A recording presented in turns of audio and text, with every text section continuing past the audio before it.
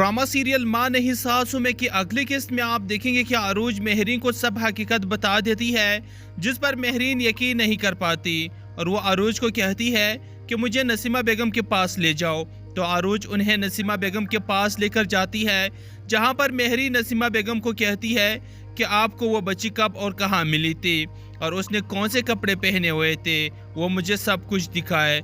इस पर नसीमा बेगम कहती है कि आखिर आपको क्या हो गया है, आप क्यों देखना चाहती है। जिस पर मेहरीन कहती है कि मैं आपको जैसा कह रही हूँ आप वैसा ही करें, मुझे जल्दी से वो सब चीजें दिखा दे।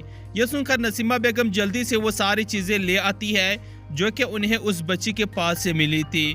ये सारी चीजें देखकर मेहरीन हैरान रह जाती है और वो अरूज को अपने गले लगा लेती है, जिसे देखकर नसीमा बेगम और मास्टर साहब भी बहुत ही ज्यादा हैरान होते हैं कि आखिर ये सब कुछ क्या हो रहा है। तो मेहरीन अरूज को कहती है कि तुम मेरी बेटी हो, मुझे मिल गई हो ना जाने मैंने तुम्हारे साथ कितनी ज्यादतियां की, मुझे माफ कर दो। ये सुनकर अरूज कहती है कि मामा आप ये कैसी बातें कर रही है, मेरी ज़िंदगी की सबसे बड़ी खुशी यानी मेरी अपनी सगी माँ मुझे मिल गई है और आप मुझसे माफ़ी मांग रही है।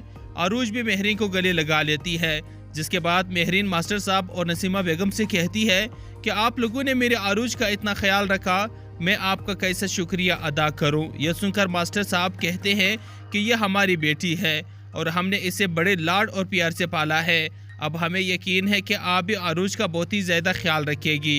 यह सुनकर मेहरीन कहती है कि अब तो मैं अरूज को अपने आप से अलग कभी भी नहीं करूंगी और इसे शहजादियों की तरह रखूंगी। जबकि उधर सलमान को भी पता चल जाता है कि अरूज मेहरीन की बेटी है, तो सलमान भी बहुत ही ज्यादा परेशान होता है कि अगर अरूज मेहरीन की बेटी है तो फिर मैं किसका बेटा हूँ।